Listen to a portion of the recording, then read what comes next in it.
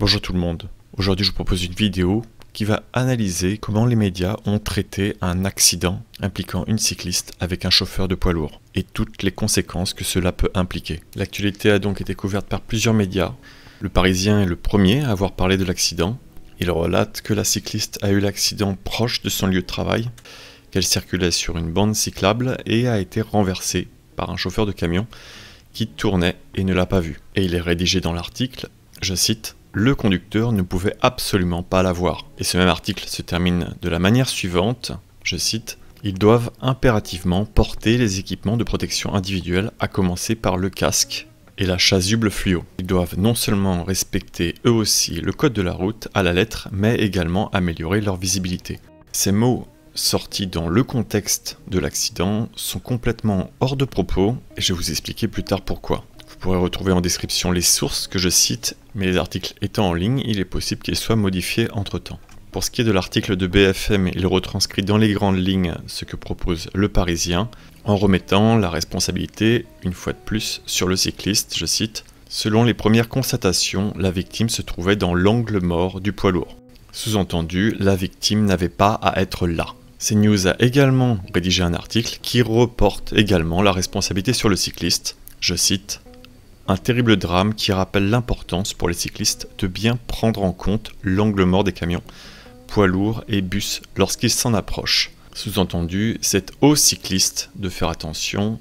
S'ils ne le font pas, c'est de leur responsabilité s'ils ont un accident. » France Bleu a également couvert l'actualité et je tiens à remercier sincèrement la journaliste Soisic Pellet, auteure de cet article, de par la qualité d'investigation qui a été menée et par le choix des mots, car ils ont leur importance ici. Je cite une partie de l'article. « La victime roulait sur une piste cyclable quand le conducteur d'un poids lourd qui arrivait sur la gauche et tournait à droite l'a percuté. » Ce qui donne un sens complètement différent de « la victime qui se trouvait dans l'angle mort du camion quand celui-ci a tourné ». Dans un cas, on comprend que le cycliste est sur la piste cyclable et s'est fait percuter. Dans l'autre cas, c'est le cycliste qui s'est mis en danger en allant dans l'angle mort, ce qui a entraîné sa mort. Je vais également faire un point sur les mots utilisés et leur sens, car ils ont une importance ici. Le Parisien utilise une figure de style par substitution, remplaçant le chauffeur par son moyen de transport, ce qui va créer un euphémisme et atténuer la responsabilité du dit chauffeur.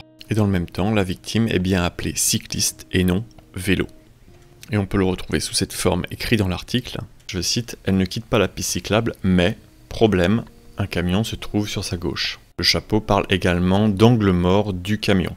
De plus, Le Parisien, BFM et CNews insistent sur le fait que le chauffeur est très choqué. Et c'est d'ailleurs le seul moment où ces médias parleront de chauffeur. Le reste du temps, ils parleront de camion, notamment quand il est directement impliqué dans l'accident. C'est d'ailleurs une chose qui n'a pas été abordée par France Bleu, le fait que le conducteur soit choqué.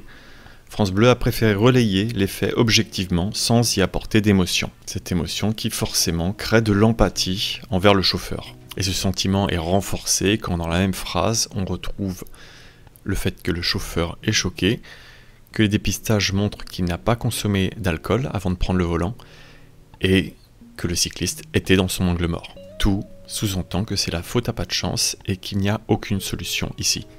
Et pourtant, l'article de France Bleu, lui, parle des aménagements non sécurisés. Une piste donc à explorer que je vous proposerai dans la partie 2. Et surtout du manque de caméras anti-angle mort présents sur les camions. Deux points qui ont complètement été oubliés par les autres médias. Et pourtant, ils sont la source du problème. Les autres médias en parlent bien, du problème de l'angle mort. Mais ils en parlent en montrant la conséquence du problème et pas sa source. Il est très important de rappeler que les poids lourds représentent une part conséquente des accidents mortels à Paris. Libération avait publié un article en 2019 montrant que la quasi-totalité des accidents mortels impliquant des femmes étaient liés à un poids lourd. Il faut donc rappeler ce point, c'est ici le poids lourd qui est une cause du problème. Et tout ce qui est fait aujourd'hui par rapport à ce problème, c'est donc d'y mettre des stickers et de communiquer dessus, plus que d'essayer de résoudre ce problème.